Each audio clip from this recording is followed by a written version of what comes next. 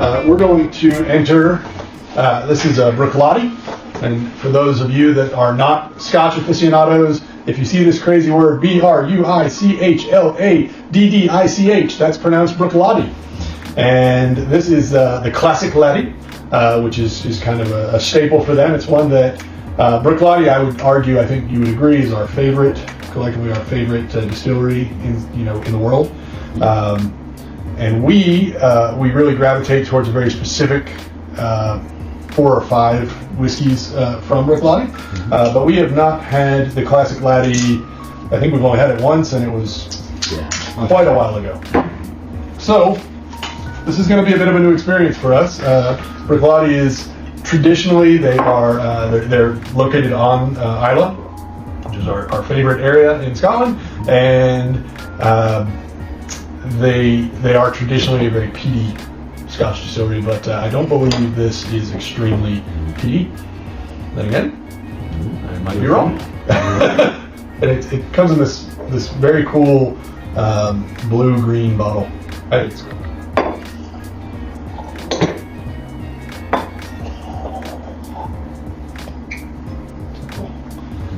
set that up here and have a taste.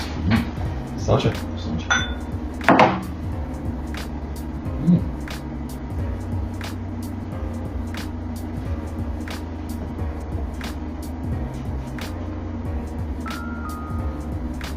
Wow. Okay. That's very good. Yeah. That's very good. I do not remember the bite. No, it's got a bite. We noticed that this is 50% alcohol by volume, which in the U.S. we would say that's 100 proof, which is a little higher. Scotch is typically about 80, 80 to 90. So it's got a little more edge to it, which generally speaking I like. It's good. It's well rounded. It's interesting. Yeah, I'm not a big fan of flowery scotches, and this is none of that. This is a nice earthy scotch. So yeah, I would. I'd buy this again. Absolutely, that was surprising. What's that? Like you said, we definitely like the more peated offerings. But that's very pretty good. solid. Yeah, and in the next, one of these Whiskey and Wit sessions, we've lined up. So far, we've lined up 12 bottles. So we're gonna do 3 bottles at a time. So today we're doing just Scotch, 3 unpeated Scotches. We've got 3 Irish whiskeys back here, and then we've got 3 peated Scotch whiskeys back here. So that'll cover a few of these. And when we get to the peated whiskey session, there'll be another Bruichladdich that is our collective go-to Scotch called Port Charlotte, of which there are several different variations as well. But we'll get to that in another one. So this is lovely. Not quite at the monkey shoulder, we can say, is a real introduction to Scotch flavor. I would not say this is quite an introduction to Scotch. I would say this would be something. It's a nice step up from monkey shoulder. Yeah. So if you've explored some of the more boilerplate Scotches, so some of the Johnny Walkers and Glenlivets and so on, which are nothing negative to say about those things, but when you sort of run the gamut on those, I think this would be a lovely next step. Yeah, absolutely. It'll be fun when we roll this out. If people are interested in this, I'll encourage questions and comments through the feed on YouTube or LinkedIn as it relates to OpsSherpa or Darin and myself individually, or the whiskey, or even the content of the program itself. Yeah. But it'll be interesting to see if we have anybody that wants to know more about any of these whiskeys, or sort of what makes what, or a better understanding of that. Like my wife asked recently, how do you get peated Scotch, or what is peated Scotch? And it was really fun I think you were there. Yeah, I was. Yeah. So it was really fun to go through the story of explaining how you create a peated Scotch and what the history of that is. That stuff is a hoot. And one day on one of these, depending on how long we make these, we'll do a whole show dedicated to our collective hero, Jim McEwen. Whole other story. Jim, hope you're watching. We love you. So lovely. But you know, you can probably tell from our whiskey analysis, we're not pretentious, right? No. And that applies not just to, you know, the whiskey and lovely scotch, but, you know, also to everything that we do. I think so. We're you know, we have a lot of expertise, but we're down to earth guys who are not going to talk down to you as, you know, founders and leaders of a business. You are the expert in your own business. We're just looking to come alongside and help you get to the next level. Yeah, and that's a great way to say what is an offering. So what does it look like when we do in a consultation with an SMB? After some just listening and some general Q&A, nothing terribly complex. I mean, we just want to get to know you and hear what's on your mind, and we'll probably have some pretty strategic questions. We've got a whole shopping list of things that we want to sort of wrap our heads around.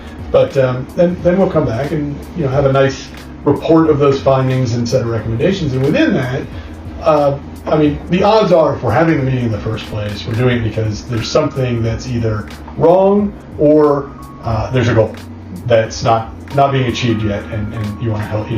Or maybe you just say, hey, you know what, these guys seem like fun whiskey drinking guys. Let's just have a consultation with them and just have some fun. That's fun too. But on the outside of that, when we come back and report what we found, we're likely to have a set of recommendations that are going to be, we describe them in Sherpa terms, right? So we like the Sherpa metaphor because that's what we think we're doing. We're helping, right? A Sherpa, we help you succeed. We help you reach the summit of whatever mountain you're climbing, as it were. And so within that, we envision this with tiers of, we can provide, of course, first we're going to provide you for free, we'll provide you an assessment. Here's what we see.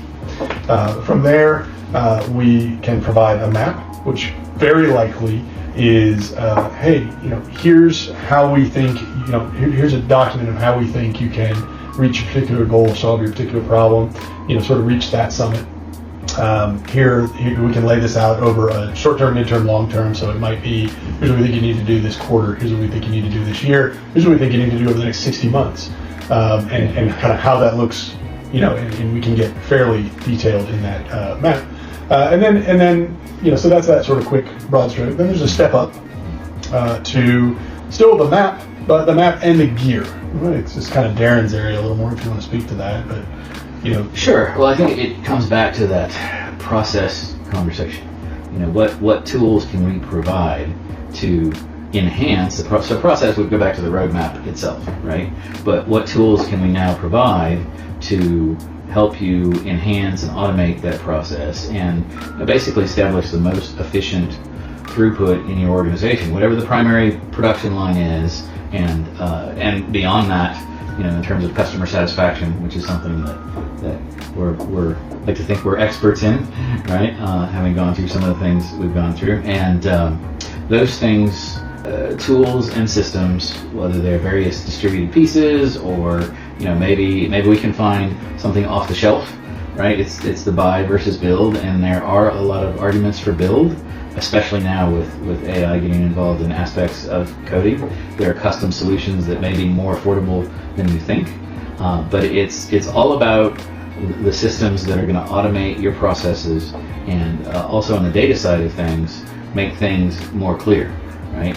We haven't touched on that yet, but we did in the podcast the other day about if you don't have good data, right, you're sort of grounded in that position. You've got to have good data, and it all starts with what do you need to know, and we work backwards to engineer to make sure that we're surfacing that data, and if we have to come up with additional tools for you to collect that data and then report it, that would be part of the gear, right? Well, I think it aligns with the sort of short-term, mid-term, long-term modeling where we say, here's what you need to do today and tomorrow, and then over the next 5 years.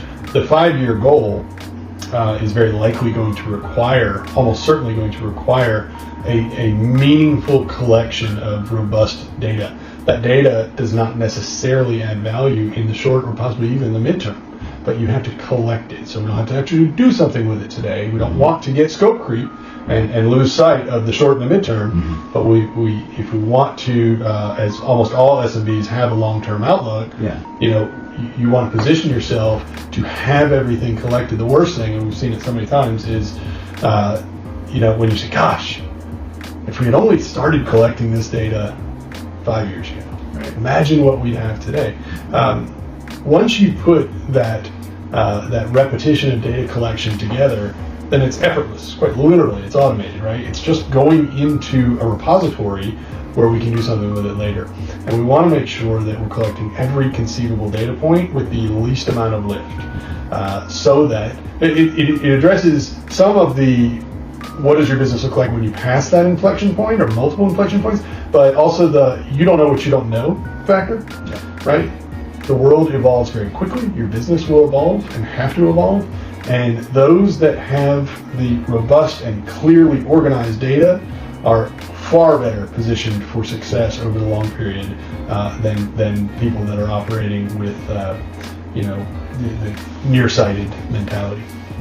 So I think from there we can move quickly into the third tier, which is right. So this would be the sort of the gold standard of recommendations, which would be, hey, we actually guide your team to the summit, right? So we're saying a level is we're going to provide you with the map. Another level is we provide you with the map and the gear. And then that last level of Sherpa support would be we actually take your team to the summit, and that can be done through a number of different ways. But most likely we're talking about actually implementing fractional positions within the organization. So we come in, fill those gaps we talked about a little earlier in the So we're going to help you execute at a strategic level to make sure you meet your goal. Right. So rather than say, here's your map for AI, or here's your map for AI and a breakdown of the systems tech and recommendations there, then we actually plug in and say, okay, Darin's going to work with your team directly as a fractional CTO to guide you through that. Or same example for you have corporate culture issues, or you have communication leadership issues, you've got morale issues, whatever those may be. We can provide you with that map, how to get out of that. We can provide you with the map and some of the LMS tools that may not exist and leadership development tools that may not exist within your organization. Or we can actually plug in somebody like me as a fractional COO to come in and actually guide your team through that and come out the other side looking and feeling and operating the way you want your team to look, feel, and operate. So, cheers. Cheers. Oh. Well, before we open the next bottle. All right.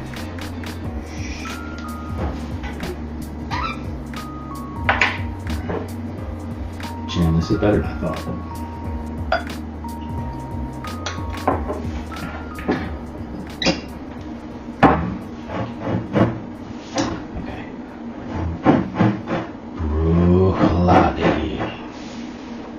Thus, the Classic Laddie.